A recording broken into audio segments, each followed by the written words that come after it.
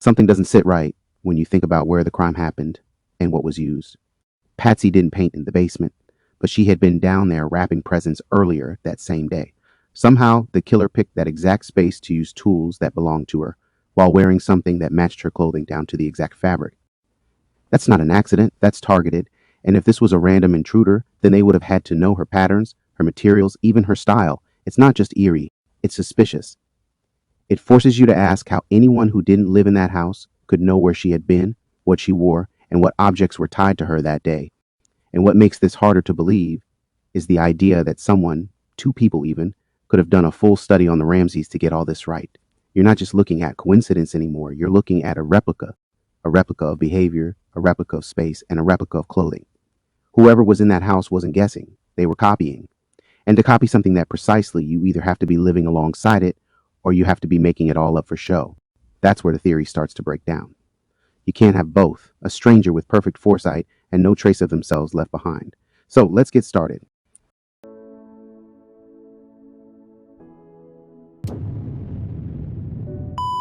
Firstly, regarding the fibers to make the ligature found in JonBenet's bedroom. The Boulder District Attorney's Office investigative memo, dated July 2nd, 2003, indicates that the garrote, the ligature found around JonBenet's neck, was composed of a white-colored cord, specifically olefin-braided material. The wrist ligatures were also made of a similar white olefin-braided cord. However, this same report explicitly states that the cord used for the garrote did not match any similar cord located in the Ramsey home. This is an important detail, as it suggests the material for the ligature was not from JonBenet's bedroom or any other part of the Ramsey home, but rather brought in from an outside source. Therefore, the premise that fibers to make the ligature were found in her bedroom is not supported by the sources, which instead indicate the cord itself was foreign to the household. The first point to consider is that the cord is not confirmed to be from the home. The assertion that the cord used in JonBenet Ramsey's death cannot be definitively linked to any item found within the Ramsey home introduces a critical forensic threshold, the difference between the absence of evidence and the presence of contradiction. Forensic investigation depends heavily on traceability, and in this case, the cord's lack of matching origin from any item in the home undermines the theory that the crime was organically contained within the household environment. If a house is thoroughly searched and no similar cord is recovered, it challenges the hypothesis that the murder weapon was improvised on site. It leans instead toward the possibility that it was introduced from the outside. This lack of origin forces investigators into a deductive paradigm. Either the cord existed in the home and was discarded before discovery, or it never originated from the home at all. Both conclusions have vastly different implications. If the cord was foreign to the home, it suggests premeditation, planning, and the introduction of a foreign object by an intruder or someone who came prepared.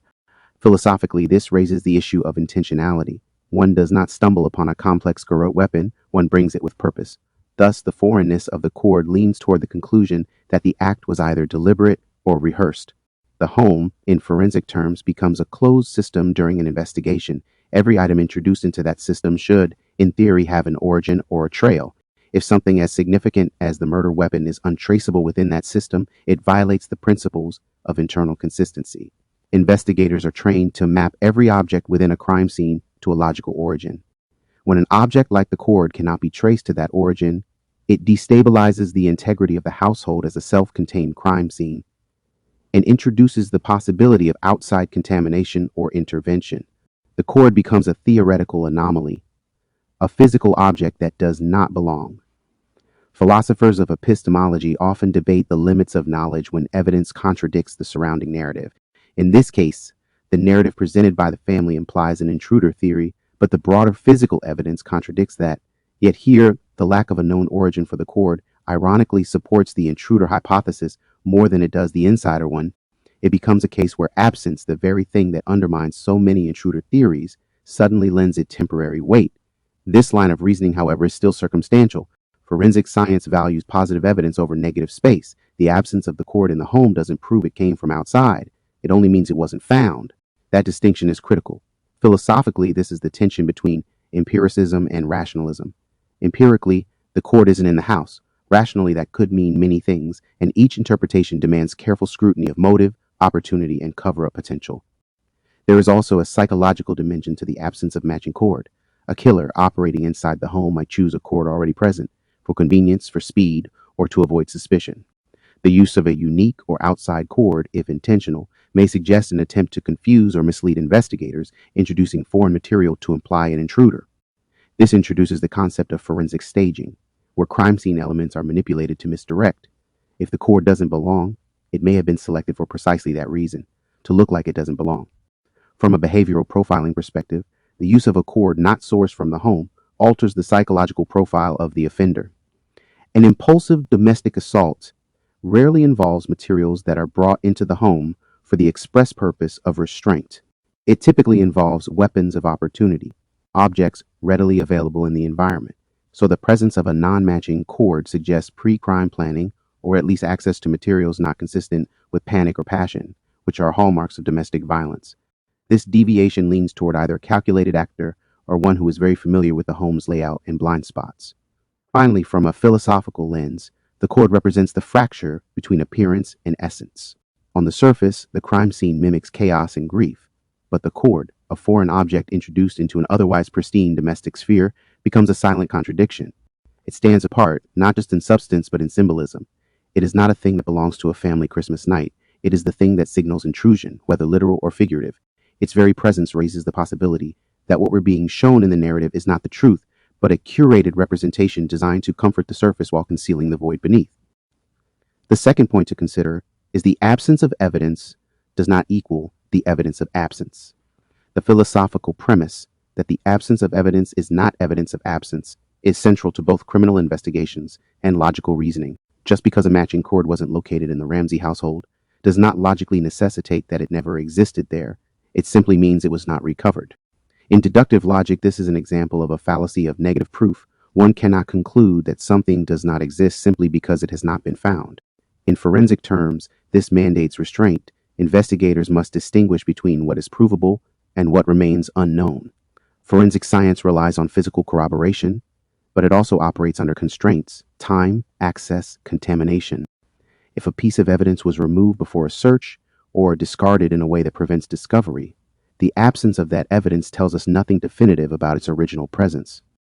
This creates an epistemological gray zone where truth exists, but it is not fully observable. The Ramsey case is filled with such absences: the tape roll that matched the mouth covering, the broken paintbrush used in the garage, and the unknown source of the cord. Each absence may simply indicate that something was disposed of, not that it never existed. This philosophical tension between what is and what can be shown underscores why conclusions must be framed probabilistically, not absolutely. If a person tells police that no cord like that existed in the home and none is found, we are still operating within a limited frame. If the same person had time to discard the cord, their statement introduces the possibility of deception, not certainty of truth. The absence then becomes a canvas for motive. Why was it discarded? What did it connect to? Was it meant to break a chain of traceability? In behavioral forensics, the removal of incriminating materials, such as the cord or the tape, would represent an act of cognitive distancing. A person involved in the crime might seek to erase the tools of the act because their continued presence would link back to intent. This is not just cleanup, it is psychological self-preservation. The absence of the cord in this light becomes an active absence, evidence that has been made absent. The philosophical weight of this absence is heavy. It does not absolve, it implicates. Further complicating the matter is the role of time. The sooner a crime scene is secured, the less time there is to manipulate or sanitize. The Ramsey case, however, involved a series of delays and compromises in securing the home, allowing for potential destruction or concealment of evidence. The absence of the cord must be contextualized within that compromise timeline. Philosophically, this puts us in a tragic bind. The very conditions that require certainty also ensure we will never attain it. We must also consider the selective nature of what is missing. It is not random items that are gone. It is specific items with clear forensic utility: cord, tape, fibers, packaging. This selective absence suggests a targeted removal. From a forensic logic standpoint, this pattern strengthens the hypothesis of concealment. Philosophically, it evokes the problem of invisible design. When something is too perfectly missing, its absence becomes suspicious in itself. The house isn't just missing a cord, it's missing the kind of mess that real crimes typically leave behind. This idea also raises the question of intention. Was the cord ever meant to be found? If someone had planned to stage a scene, blending real violence with elements of theatrical deception, then the removal of the source materials would have been part of the staging process. In this context, the absence is part of the crime. The crime is not just in what was done to JonBenet, but in what was deliberately obscured afterward. The lack of a matching cord is not neutral, it is potentially incriminating. Ultimately, when forensic analysts and philosophers alike are confronted with a conspicuous void, they must resist the urge to see it as empty. A void is often not nothing, it is the trace of removal. The cord's absence does not clear the household of suspicion. Rather, it introduces the possibility that someone knew what the cord meant and chose to eliminate its source. And in that act of removal, they left behind a different kind of evidence, one rooted in intention, logic, and the fear of being known. The third point to consider is that the cord may have been deliberately thrown away. The proposition that the cord was deliberately discarded introduces one of the most consequential ideas in forensic analysis, that conscious post-crime behavior is as revealing as the crime itself. In this case, disposal of the cord, if it did occur, signifies not just cleanup but psychological distancing from guilt. Philosophically, this is an act of symbolic erasure. The object that binds the crime to the actor is removed in an effort to unbind the actor from the consequences. It's not just physical concealment, it's moral severance. From a forensic perspective, the act of throwing something away is not a passive occurrence. It is often deliberate, timed, and executed with fear as its engine. If a cord used in a homicide was disposed of, this suggests an awareness of its evidentiary value. That awareness implies either guilt or intimate knowledge of the crime scene, ruling out the kind of ignorance one might expect from an uninvolved party.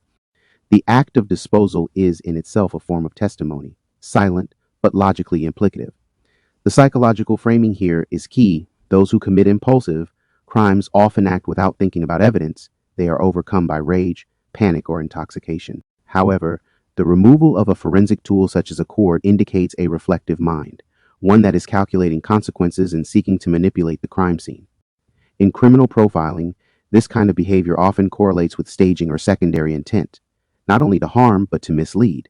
If the tape used on JonBenet's mouth was also never recovered in the house, and if the same pattern applies to the cord, then we see a consistency in the elimination of connective material. This is not merely an oversight or lack of inventory, it is a forensic strategy. Removing these items severs their potential to trace back to spools, rolls, packaging, fingerprints, or DNA. In other words, it's not just the cord that's being thrown out, it's the entire evidentiary trail. The philosophical weight of this lies in what it implies about fear. Fear is the emotional bridge between guilt and cover-up. One does not hide what one isn't afraid of being associated with. Therefore, if the cord was thrown out, it suggests that the person responsible understood its forensic potential and feared its implications. That fear is diagnostic. It tells us something about the cognitive state of the actor post-crime. They were not panicked. They were rationally afraid. We must also consider the timing of the disposal. If the Ramseys called 911 early in the morning, any disposal would have had to happen in the hours between the murder and the call. That short window increases the likelihood that the disposal occurred either before law enforcement arrived or during the chaotic waiting period before the discovery of the body. Either scenario places the disposal inside a very small timeline, suggesting premeditation or high-level manipulation during emotional crisis. From a logical standpoint, the disposal of the cord implies the existence of private opportunity, moments where the person disposing of it was either unobserved or trusted enough not to be suspected. This dramatically narrows the field of potential actors. It points inward, not outward. An intruder would not have stayed long enough to erase evidence, especially if the crime turned violent. A family member or someone familiar with the house layout and routine, however, would have had both access and motive. We must reckon with the symbolic dimension of erasing the cord. It was the instrument of restraint, control, and ultimately death. To discard it is not just to avoid forensic accountability, but to distance oneself from the psychological horror of what it represents. In doing so, the actor attempts to cleanse their conscience by sanitizing the scene. But in the void it leaves behind, a louder truth begins to echo. The cover-up reveals the crime more starkly than the weapon ever could. If you'll allow me to take this a step further, I still have questions about how the paintbrush was found, but the cord was not, which is kind of like a forensic imbalance. What's really interesting here is that part of the murder weapon, the paintbrush handle, was actually found in the Ramsey home, and it was matched directly to Patsy's art supplies. But the cord? Nowhere. Not in the basement, not in any drawers, closets, or storage bins. And for a crime scene, that kind of imbalance is something that sticks out immediately. It makes you stop and go, wait, why is one part of the weapon clearly from inside the house, but the other part seems to have come from somewhere else entirely? It gets even weirder when you think about how everyday cords, twine, clothesline, even cheap decorative stuff, are usually all over homes like that. But this cord wasn't some random piece lying around. It was a specific white olefin braided cord, and not a single match was ever found anywhere in the house. From a logic standpoint, that puts pressure on any theory that says the crime happened spontaneously inside the home, because if this were an accident that escalated or a last-minute decision, why go through the trouble of bringing a specific kind of cord? What it starts to look like is someone blending two different ideas, improvisation and planning. Maybe the cord was brought in beforehand, already chosen, already cut, and then something unexpected happened, and the person grabbed a paintbrush from what was lying around to complete the setup. That's not the behavior of someone panicking. That's someone who feels familiar enough in the space to act without hesitation. If this were an outsider, how would they even know where Patsy's art tote was? And if it were someone inside the house, what does that say about their mental state and level of preparation? The broken paintbrush detail makes this even more layered. One part of it was used in the garage, right? But the other part was still sitting in the tote, so whoever broke it off didn't even bother to throw the rest of it away. That's strange. That kind of detail has weight. If someone's trying to cover their tracks, why leave the matching half right there unless they were rushed or confident it wouldn't be noticed? The fact that the cord is gone, but the handle isn't, says a lot. One part got cleaned up, the other didn't. So was one part more dangerous to leave behind? Or was the cord just easier to toss? This is where the logic of the crime scene starts to feel fractured. The handle being from the house makes it traceable, like you can point to where it came from, who used it, and how it fits in. But the cord? That just drops into the scene out of nowhere. No trail, no packaging, no remnants. It's a ghost item. And in forensic work, that lack of a trail matters. It turns the cord into this dead end that doesn't want to tell you where it came from. That's not just inconvenient, it's suspicious. So if we think about this in terms of behavioral patterns, it starts to look like a mix of careful planning and on-the-fly decisions. Someone came with something they needed and then adapted with something they found. That makes you ask, was this planned all along and just modified in the moment? Or was it the other way around? Something happened and someone grabbed the nearest thing to finish what they'd already started. Either way, it doesn't align with someone who's just reacting in a panic. Also, think about how the scene reads visually and emotionally. A garrote made from a household brush and a foreign cord sends a weird mixed signal. Is this someone familiar or unfamiliar? Was this something spontaneous or rehearsed? That's the unsettling part. The mix of inside and outside elements kind of creates this in-between space that muddies the waters. It's not fully a domestic scene, and it's not fully an outside attack. It's something in between, and that in between is where the most troubling possibilities live. In the end, what this all points to is that the scene wasn't just random. It was constructed, maybe not perfectly, maybe not by someone with formal knowledge, but it was shaped. Someone had a reason for the items they used and a reason for the ones they made disappear. The cord's absence, next to the paintbrush's presence, becomes its own statement. It's a quiet contradiction that keeps asking, why one and not the other? And that's a question we shouldn't stop asking. And what about the forensic silence around cord length, ends, and knot tying behavior? Something that's been oddly under-discussed in the public conversation is the actual physical craftsmanship of the cord itself. Everyone focuses on what it was made of, olefin, white braided, etc., but hardly anyone talks about how it was handled. Like, were the ends of the cord cleanly cut with scissors, or were they frayed, yanked, or burned? That matters. A clean, deliberate cut says one thing, a jagged or improvised tear says something else entirely. And it's strange that those details aren't front and center, because they offer direct insight into the mindset and experience of whoever tied that thing. If the ends were sharply cut, that implies a tool was used, maybe scissors or a knife, which adds another layer to this. Did the person bring the tool with them? Was it something from the Ramsey kitchen? Was that tool tested for fibers or DNA? A clean cut doesn't happen by accident. It tells us the person took the time to prepare. That's not consistent with someone who snapped or acted impulsively. It's someone who paused, adjusted, and executed. That tiny detail changes the tempo of the entire crime. And then you've got the knot. Was it a basic knot anyone could tie in a few seconds? Or was it more complicated, like a slip knot, or a type of loop that requires some knowledge of tension and restraint? If it was complex, you have to start thinking about whether the person had training. Military, sailing, climbing, crafts, these all involve a certain fluency with rope. So if the knot was advanced, you're not just looking for a suspect with access, you're looking for one with very specific knowledge. Even if the knot was simple, you still have to ask, how tightly was it tied? Was it uniform in pressure? Did it show signs of being adjusted more than once? That kind of stuff might sound minor, but it tells you about intention. A knot tied carelessly might slip. A knot tied with precision and retightened shows someone checking their work. That's not emotional rage. That's deliberate control. That's someone thinking about functionality, maybe even symbolism. Then there's the question of cord length. Was the piece used in the garage pre-measured? Was it too long or too short? Did the ends dangle unnecessarily, or were they trimmed down? Again, a person who brings cord and cuts it to size, especially if they do it before they ever reach the victim, is operating on a totally different psychological level than someone who lashes out in a moment. It's methodical. That's the word that keeps creeping back in. Methodical. And we can't forget, if the cord was brought in and already cut and tied, that's a huge deal. It means someone wasn't just carrying rope around, they were carrying a prepared restraint device. That takes planning and, more importantly, privacy before the crime to get it ready. You don't sit in someone's kitchen cutting rope and tying knots. That has to happen off-site, which raises the question, why go through all that unless the intention was already there? Even if the knot wasn't particularly elaborate, law enforcement should have released more about its characteristics. Was it symmetrical? Was it tight enough to have been lethal on its own? Did it require strength or just precision? These questions help frame who we're dealing with, not just what kind of person, but what kind of mind. Whether it's someone trying to restrain, someone trying to stage, or someone trying to do both. What we're left with is this strange silence. Not just the literal silence of missing items, but the investigative silence surrounding the not behavior. That's the kind of thing behavioral analysts usually focus on, because the way someone uses rope, how they cut it, tie it, apply it, can tell you more about their personality than any material report ever could.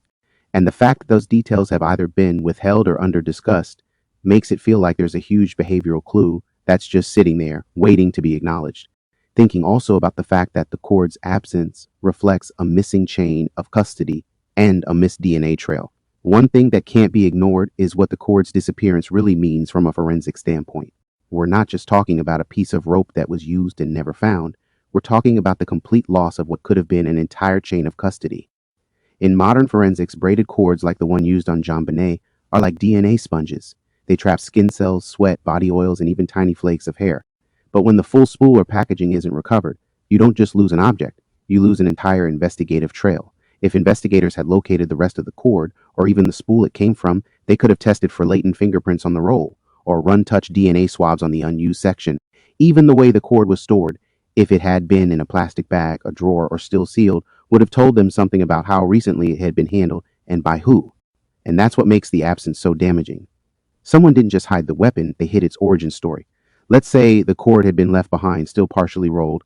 That would have immediately raised questions. Was it kept in the basement, the garage, a suitcase? Did it match a brand sold locally? Was it cut with kitchen scissors or something sharper? All those things could have been traced. And most importantly, those surfaces could have been swabbed. You don't need a full fingerprint, just a few cells. The more textured the surface, the more it collects. That's why braided cord is a gold mine for touch evidence. So the question becomes, why remove it? And the answer isn't subtle. You remove it because you know what it could say. You know it could say too much. And whoever took it didn't just panic and toss it in the trash. They surgically removed the opportunity for it to be connected to anything or anyone. That's not just cleanup, that's strategy. That's someone thinking ahead, not reacting in the moment. It's the act of someone who either knows forensic procedures or has enough common sense to fear what they don't fully understand. The other problem is that we don't know whether this cord was part of a larger quantity or a standalone piece. If it was trimmed from a longer roll, the rest of it would likely have trace fibers or clean cut marks that match the ligature. But we've never seen reports confirming that investigators even had the chance to make those comparisons. That absence matters. It means we don't know how much material existed or where it went, which again means we can't trace who it came from or how it entered the home. And it's not just about the cord either. You have to think about what's not missing. The paintbrush? Still there. Half of it anyway. That was left in the tote in the basement. That gives us a baseline. It's not like the offender took everything. The things that were removed were the things that could leave fingerprints, DNA, and trace evidence beyond the immediate weapon. Things that could be tracked backward. That kind of selective disappearance is the definition of forensic control. It also points to a very specific kind of fear, not fear of being caught in the moment, but fear of lingering evidence. Someone knew that a forensic investigation would follow. They didn't want to be linked to the cord, not now, not later. And that fear is informative. You don't hide what you're not afraid of. The act of erasing something from the chain of custody becomes its own kind of confession, silent but strategic. It says, I had time, I had access, and I knew enough to act. So when we talk about the cord being missing, we're not just talking about something not found in the house. We're talking about the intentional destruction of a forensic timeline. A missed fingerprint is one thing, but when you remove the entire item that could carry those prints, along with the DNA, the packaging, the storage context, that's a full severing of the trail. And that's not panic, that's precision. That's someone scrubbing not just their fingerprints, but their entire presence. Let's move on. Now, concerning the possibility of Patsy Ramsey's fibers found on the ligature. In a 2000 August interview during questioning, Mr. Levin, an interrogator, asserted that based on scientific testing, fibers from Patsy Ramsey's red jacket were found tied into the ligature found on JonBenet's neck, as well as on the blanket JonBenet was wrapped in, and on the duct tape found on her mouth. This red jacket was previously identified as one Patsy Ramsey wore on the night of December 25th, the day of the murder. Patsy Ramsey's painting supplies, including a paint tray, were found in the basement. Mr. Levin also claimed that fibers matching Patsy's red jacket were found in this paint tray. Patsy Ramsey, however, stated that she did not paint in the basement. Her attorney, Mr. Wood, continually challenged the interrogator to provide the actual scientific reports for these fiber findings, arguing that without them, the claims were speculative. He suggested that results might only indicate fibers were consistent with or similar to Patsy's jacket, and that many other dissimilar fibers were also present. Despite the claims about fibers, the JonBenet Forensic Files Laboratory reports from the Colorado Bureau of Investigation and Bode Technology, Inc. indicate that no DNA was developed from the neck ligature or the wrist ligature. One memo from 2007 indicates that CBI declined DNA analysis of the garrote due to the high probability of a deoxyribonucleic acid mixture being present on the garrote as a result of all persons who have handled the item from the point of manufacture to present. This suggests that while there might have been various trace materials, conclusive DNA profiles, at least in some tests, were not obtained from the ligatures themselves. The first point on this is that the disturbing forensic specificity of Patsy-consistent fibers tied into the ligature. The discovery that red fibers, consistent with Patsy Ramsey's jacket, were not just near the garrote but tied into the head ligature is an alarming forensic detail. This isn't a case of secondary transfer or ambient contamination. This is an instance where the fiber is structurally embedded into the tool of violence. Forensically, this elevates the evidence from circumstantial to positional.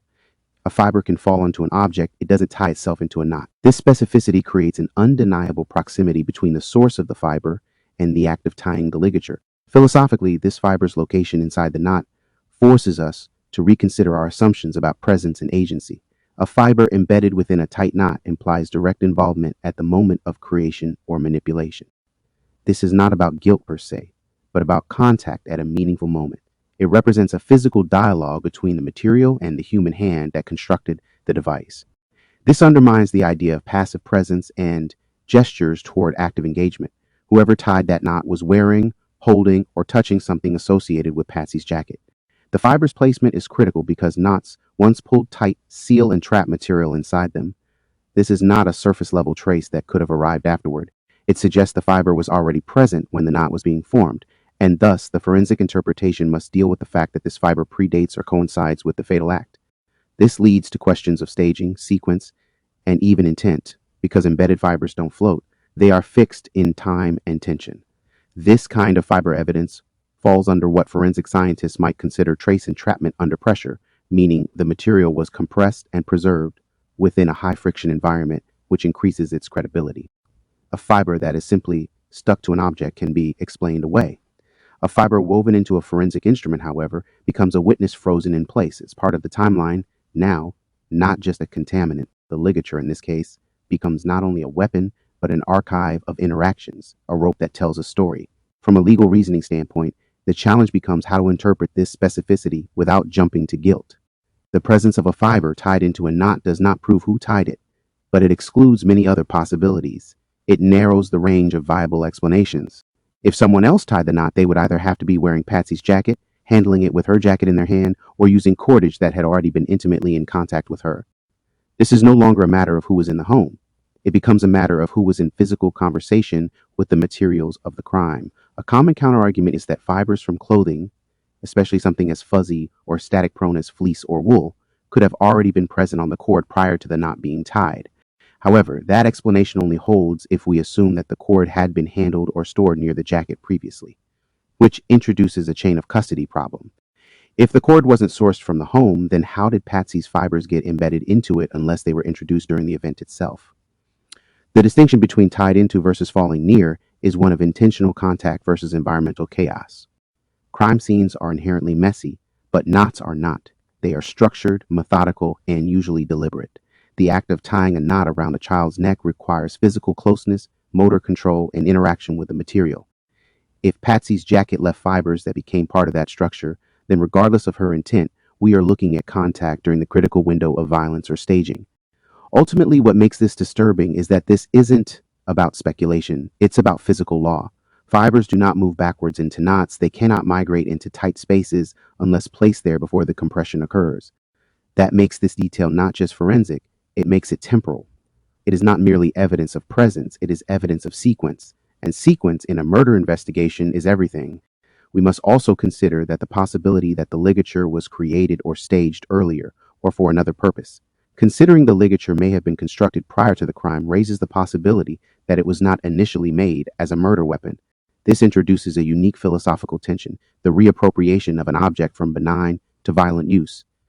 If the cord or knot had once served a different function, perhaps a craft project, a decoration, or even a play item, then its reuse in the context of a homicide suggests a symbolic breach, where something previously harmless was twisted into a mechanism of death.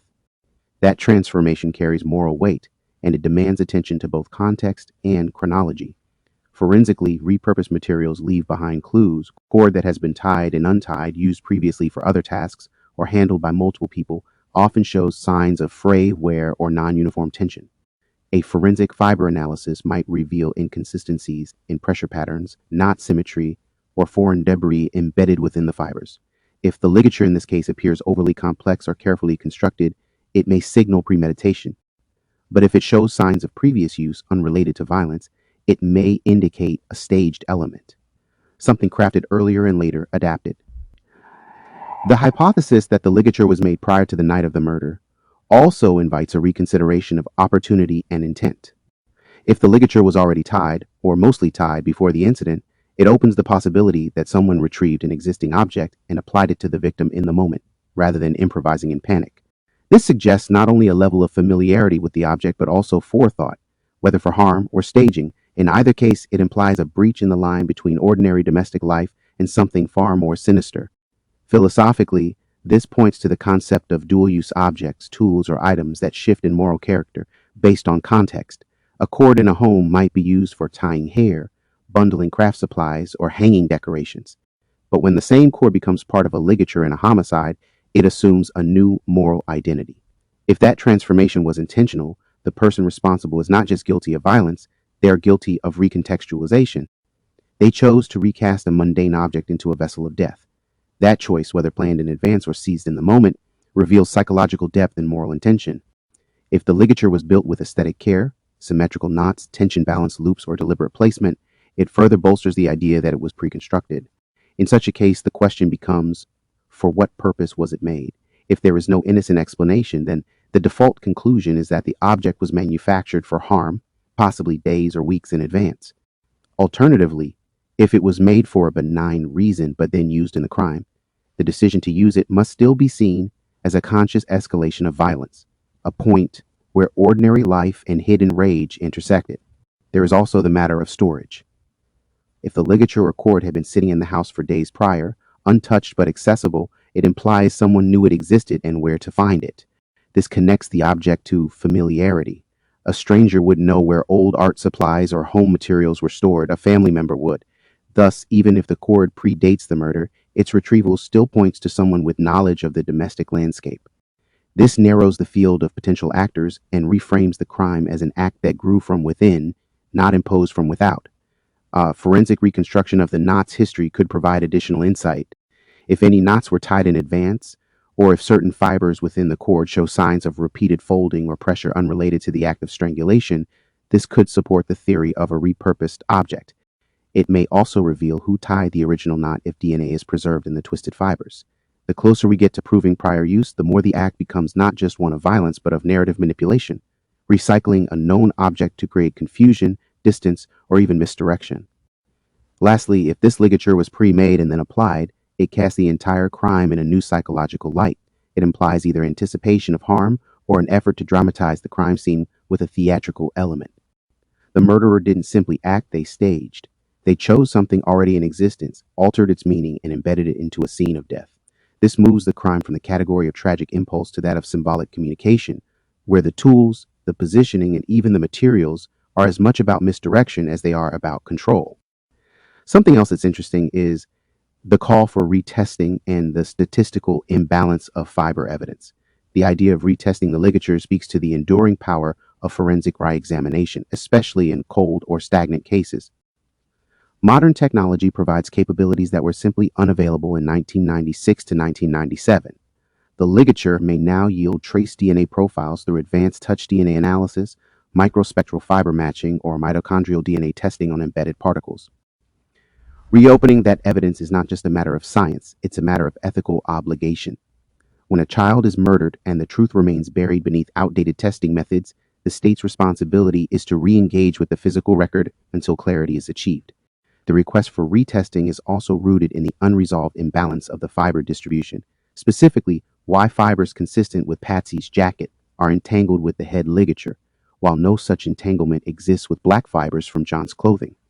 If both parents carried or held JonBenet that night, both sets of fibers could be expected to appear randomly across her clothes or surroundings. But when fibers tied directly into an instrument of violence are all associated with one parent and absent from the other, the weight of probability begins to lean in an uncomfortable direction. Statistically, incidental fiber transfer occurs more often on exterior surfaces, clothing, blankets, upholstery, not deeply embedded within compressed knots. This raises an evidentiary asymmetry. Patsy's fibers are not just present in the environment, but are deeply positioned in the ligature, a high-friction, high-contact zone. Meanwhile, black fibers that could be traced to John, who allegedly carried JonBenet to bed, are conspicuously absent in those crucial areas. That inconsistency demands explanation, not dismissal. It introduces a pattern that defies randomness and forces us to consider deliberate interaction. The philosophy of probability intersects with forensic reasoning here.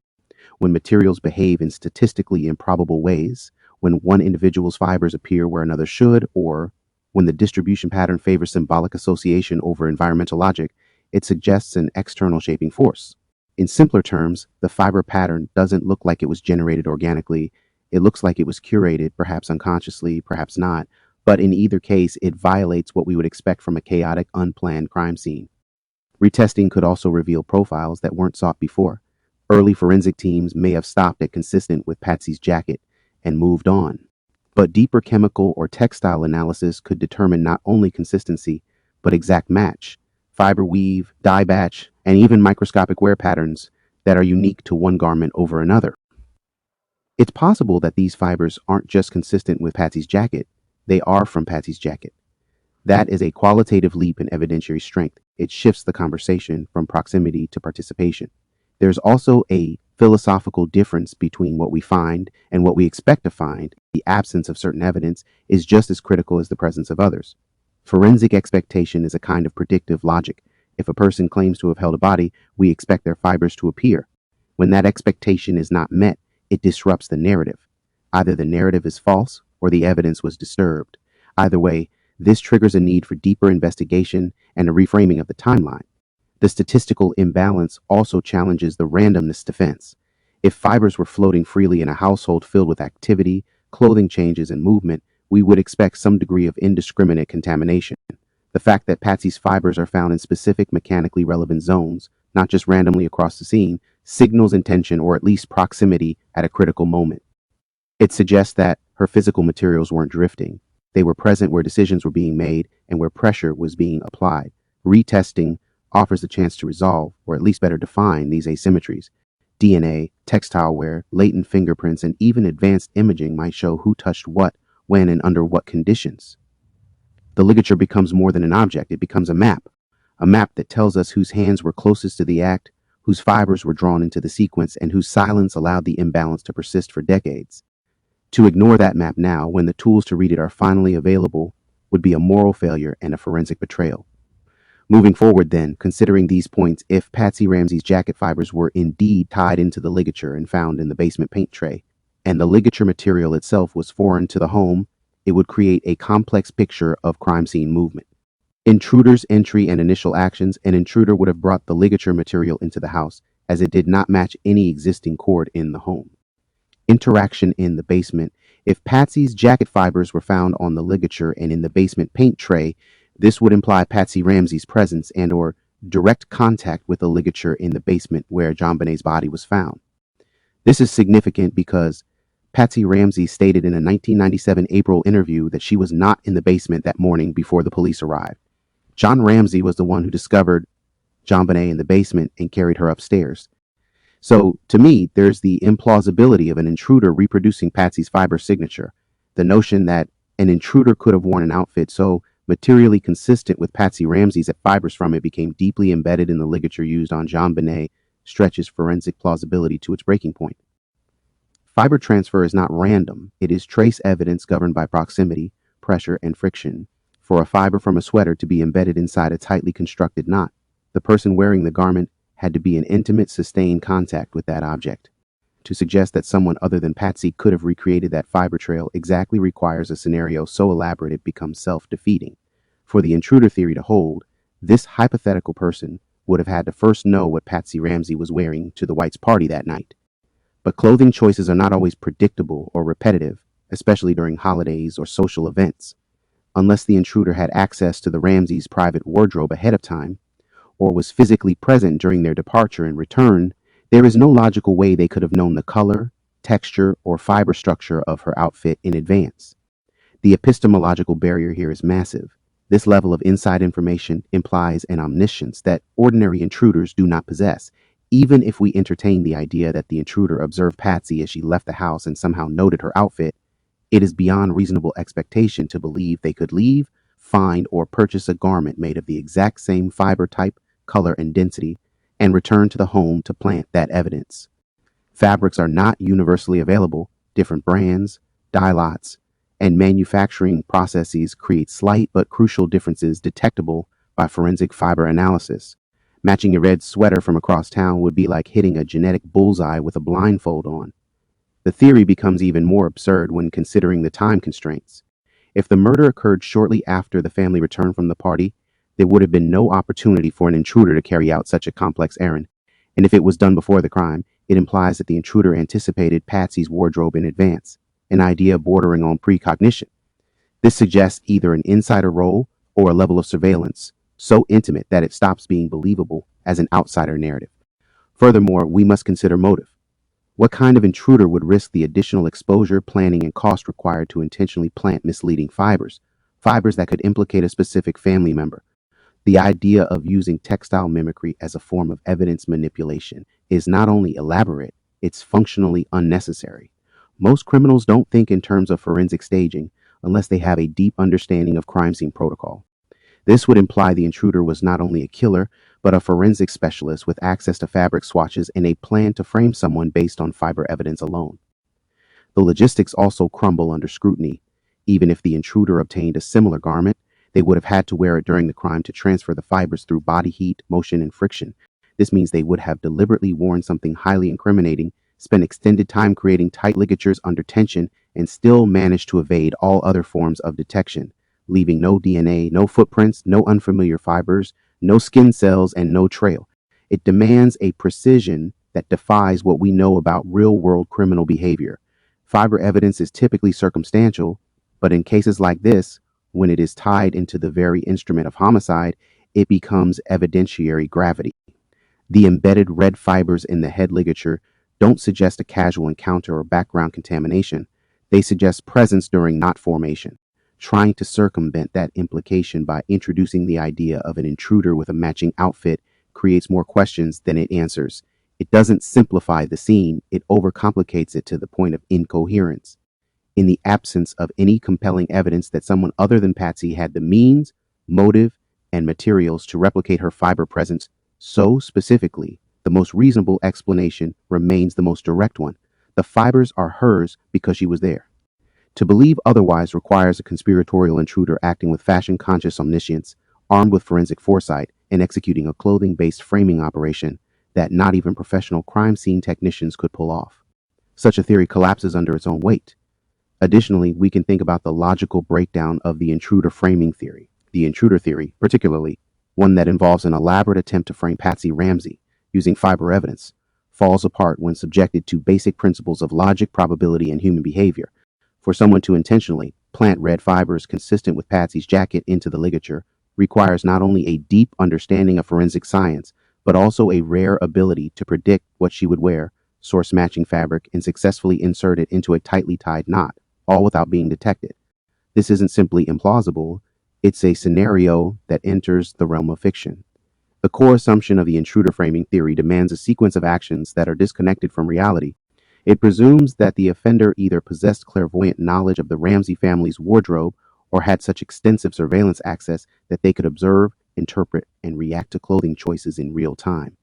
But this breaks down on both strategic and psychological levels. What intruder would spend that much time and energy premeditating fiber evidence instead of focusing on the crime itself or minimizing their own exposure? To assert that the intruder bought or wore a jacket identical to Patsy's after observing her attire and then returned to the home to commit murder is to introduce so many layers of complication that the scenario becomes structurally unsound. Each added variable, observation, acquisition, timing, wardrobe mimicry, increases the chance of error. The more complex the plan, the more likely it is to unravel. And yet, this theory assumes perfect execution. No trace of the intruder's own fibers, no DNA, no mismatches, just a flawlessly staged scene implicating Patsy. That level of perfection doesn't exist in real-world crimes. The deeper problem is motive. What would drive a killer to such extreme lengths to frame a specific family member through fiber planting?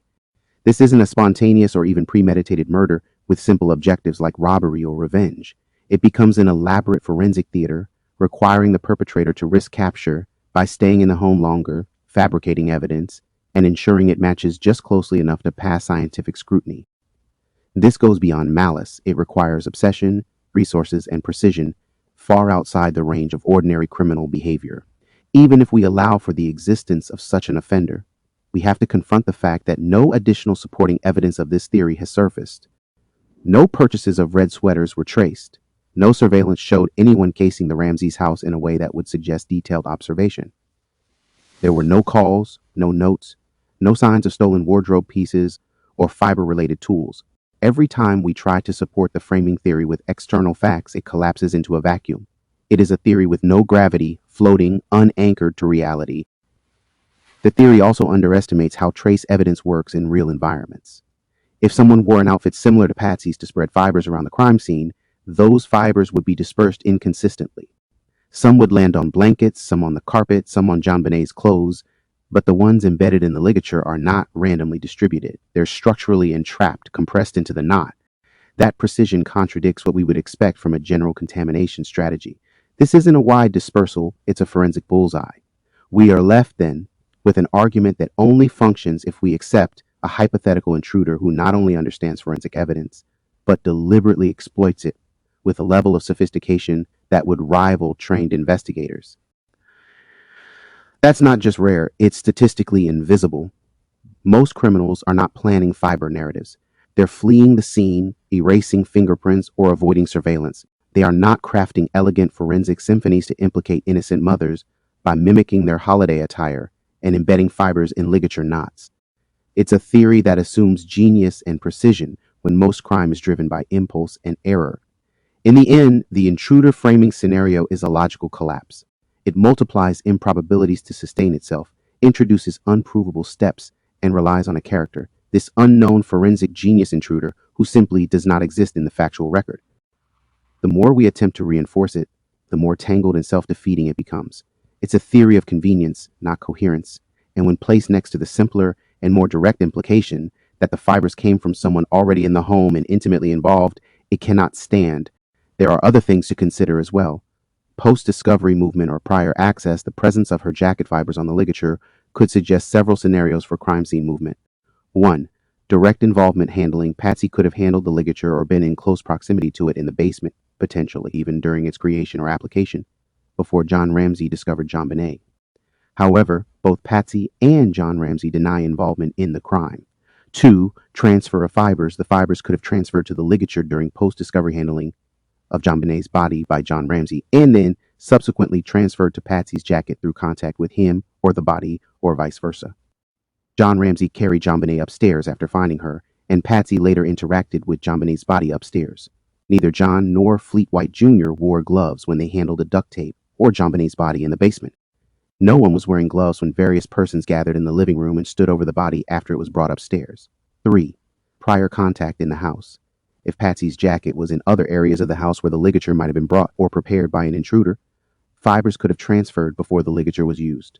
However, the basement is described as a seldom used basement-level storage room and a very obscure section of the basement, suggesting less frequent Ramsey family presence. Patsy also stated she didn't paint in the basement, where the paint tray with her jacket's fibers was found.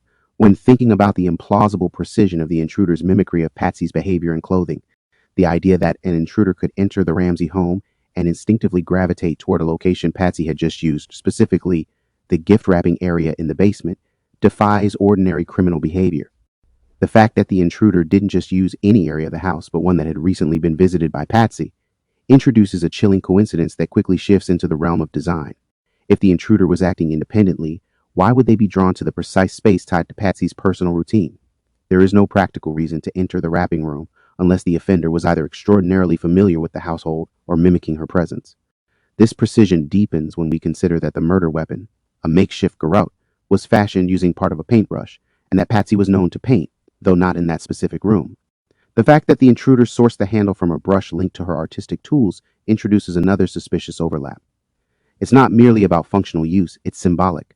The intruder, without reason or context, used an item associated with Patsy in a room she had just visited, creating the illusion that the violence had somehow emerged from her sphere of influence.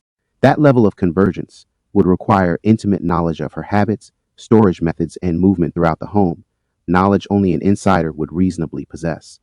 The forensic implications become more damning when we shift from behavior to material. Red fibers found in the ligature were not just generically similar to something Patsy might wear, they were consistent with the exact sweater she had been wearing that night. This is not a matter of wool versus cotton or a broad color match, it's a fiber for fiber match to her clothing. The claim that an intruder coincidentally wore that precise garment composition down to the chemical and physical structure asks us to believe in a coincidence so rare that it ceases to be coincidence at all. It begins to resemble orchestration. Clothing replication at that level of specificity would require more than observation. It would require access to Patsy's wardrobe or detailed knowledge of her clothing habits. And even if we imagine an intruder standing outside, watching the Ramseys leave for a party, how could they distinguish the weave, fiber content, or brand of Patsy's sweater just by sight? Visual mimicry and forensic consistency are two very different standards. Matching what she wore visually would be difficult. Matching it on a forensic level would be near impossible without the actual garment or lab-grade analysis beforehand. The implication is that the intruder theory demands this person not only studied Patsy, but did so with such attention to detail that they were able to approximate her textile signature. That level of intent is not just obsessive, it borders on pathological and implies a mission not merely to harm JonBenet, but to impersonate Patsy at the scene of the crime. This moves beyond standard criminal motivation and enters the realm of psychological warfare, where the intruder's primary goal seems not to be escape, theft, or assault, but to embed symbolic cues into the crime scene itself. If the intruder was truly this skilled at impersonation, they would also have to understand how fiber transfer works, how to plant such material without leaving any of their own behind, and how to control the chaos of a crime scene down to minute evidentiary footprints. This presupposes not only forensic literacy, but precision timing, access, and the discipline to carry out this plan in a narrow window without any mistakes, noise, or traceable aftermath. The more closely we examine this scenario, the less it reads like a criminal act, and the more it reads like a controlled production with a script and staging. The mimicry doesn't stop at materials or room choice, it extends to behavior. The intruder, as the theory demands, had to behave in ways that would later be interpreted as Patsy-like. This includes accessing areas she had been in, using items linked to her hobbies, and somehow transferring fibers consistent with her wardrobe into the very tool used to kill her daughter. The psychological implications are staggering. It would mean the intruder not only wanted to harm the family, but to inhabit their reality, creating a crime scene so entangled with their identities that investigators would be unable to distinguish fact from impersonation. In the end, this level of mimicry defies what we know about criminals, forensic patterns, and human capability. The odds of an intruder independently choosing Patsy's space, tools, and textile identity in the commission of a murder are astronomically low. It is far more plausible that the fibers came from Patsy because she was physically involved in some part of the timeline, whether through direct action, proximity, or handling of the materials. The scene reads not like a random invasion, but like an expression of intimate familiarity, something no stranger could have faked so perfectly. Let's take a step back to think about the absolute satirical absurdity of a dual intruder character study theory. Just for a moment, the image of two intruders performing a kind of psychological cosplay, one taking on the persona of Patsy Ramsey and the other becoming a version of John Ramsey, is not just implausible, it's farcical. The level of commitment such impersonation would require borders on the theatrical. It would mean these individuals were not only killers, but also expert method actors capable of internalizing the domestic behaviors, routines, and even textile preferences of two private individuals they had no public relationship to. This isn't crime, it's production, a form of criminal pageantry with absurd narrative demands. The logistics behind this hypothetical impersonation unravel under the weight of common sense. In order to be Patsy or John, to the extent that they could convincingly move through the home undetected, handle objects as they might, and wear fibers identical to what they wore that day, the intruders would need months of surveillance, access to their clothing, and insight into their psychological and behavioral patterns. This is not how homicides occur. This is how biographical films are prepared, with research, costume departments, and narrative arcs. The analogy underscores the sheer improbability of the scenario. From a behavioral standpoint, no known criminal profile matches this kind of premeditation. Criminal staging does occur, but it is generally reactive, clumsy, and poorly executed. Rarely does a perpetrator construct such an immersive theater of misdirection that it would involve predicting the exact garments worn by their targets to social events. There is no logical motive that explains why someone would go through such trouble, especially when simpler, less risky paths to misdirection exist. Breaking a window, planting a note, smudging a fingerprint. Framing someone through fiber science is a method that not even seasoned forensic professionals would dare attempt. Even assuming someone had this level of obsession and motive, they would still need to flawlessly execute their plan under time constraints and emotional pressure. They would have to maintain perfect fiber control, leave no trace of their own presence, avoid shedding DNA, and distribute the Patsy-consistent fibers in a way that was believable. And this would need to be done without any knowledge of how future forensic teams might analyze the scene. It assumes not only a mastery of the Ramseys, but a prophetic understanding of how investigators think. That degree of precision doesn't describe an intruder, it describes an omniscient narrative puppet master.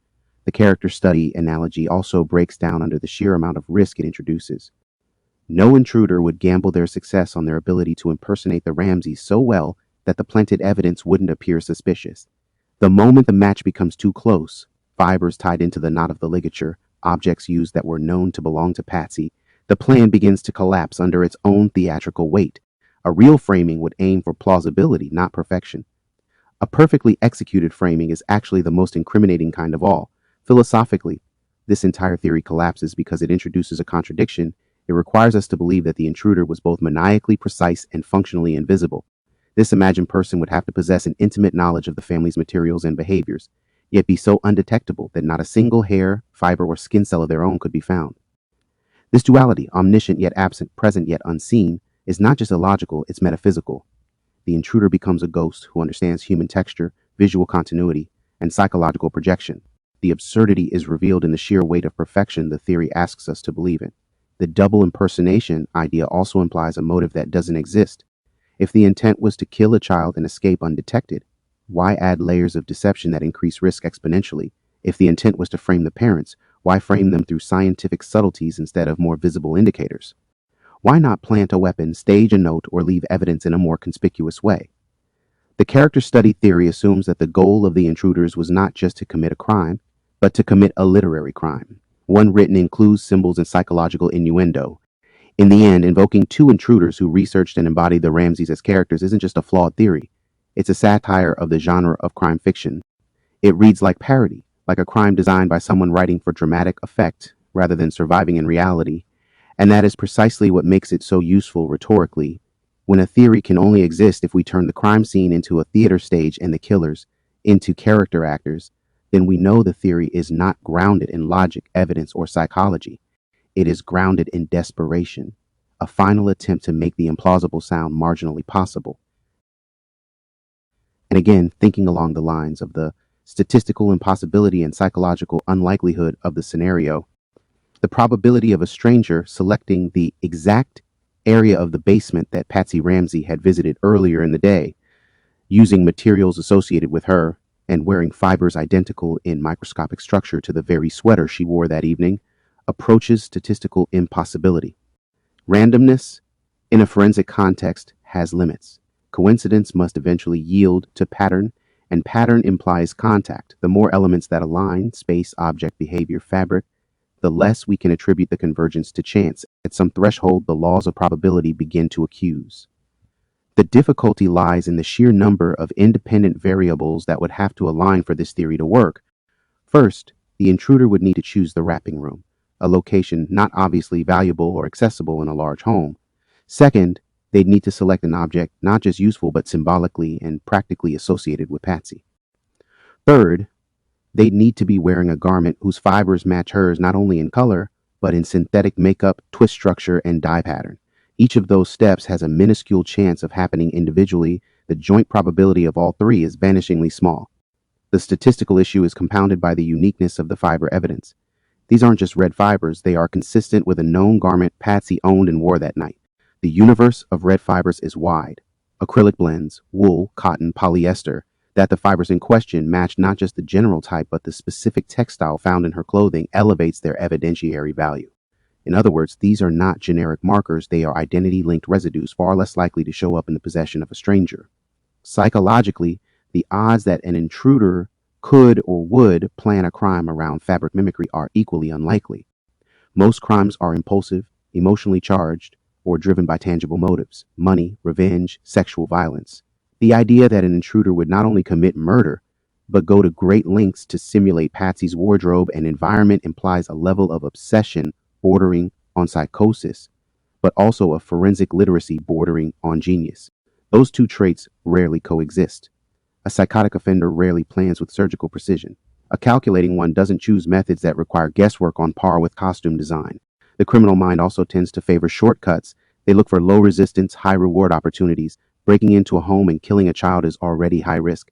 Adding steps like matching fibers, using a paintbrush handle linked to the mother, and selecting a recently occupied domestic space for staging only increases the likelihood of being caught. That kind of risk inflation is irrational unless the goal is specifically to misdirect. But if misdirection were the goal, there are far easier and more effective methods than recreating someone's textile footprint. The psychological profile of a person capable of executing such a scheme would be incredibly rare. They would need to be driven by some deep personal vendetta or obsession with the family, possess extensive knowledge of textile construction, and have access to or surveillance over the family's wardrobe. They would also have to be disciplined enough to leave behind no evidence of their own. This composite intruder is too specific, too capable, too unreal. The more perfectly the theory is constructed, the less human it becomes. It evolves into a fiction tailored to fit gaps in logic rather than a reflection of actual criminal behavior. Even law enforcement professionals and forensic pathologists acknowledge the limits of probability in crime scene analysis. When coincidences pile up without a logical mechanism connecting them, the rational conclusion is that the scene is not random.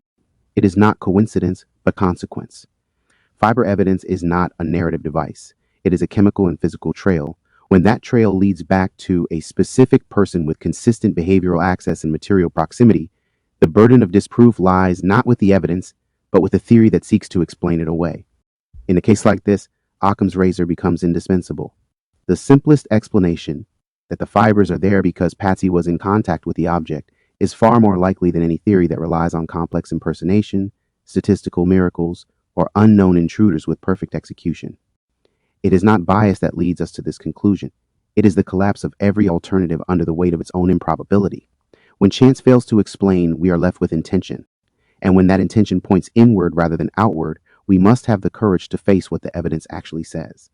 While the ligature material itself was not from the Ramsey home, the alleged presence of Patsy Ramsey's jacket fibers on the ligature and in the basement paint tray, coupled with her statement about not being in the basement, would imply movement and interaction within the crime scene that warrants further examination of the timeline and activities of individuals in the house.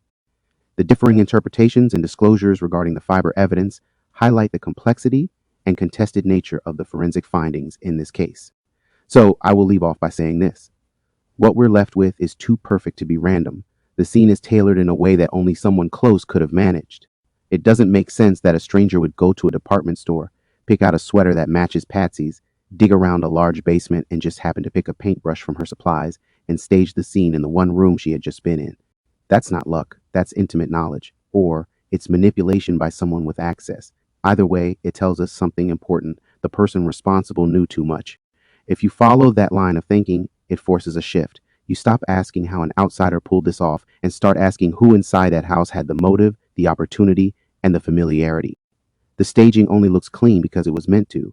But clean staging that relies on precise details, like clothing fibers and location, starts to feel less like staging and more like storytelling. And the question becomes, who would have the reason to tell this particular story in this exact way? And as always, I appreciate you for watching. Shout out to the video sponsors and whatnot, those who are giving monetarily. Like I said before, man, you don't have to do it, but you do. And I really, truly appreciate that. Thank you, thank you, thank you for those who comment, like, share, and subscribe. Thank you. And until next time, take it easy.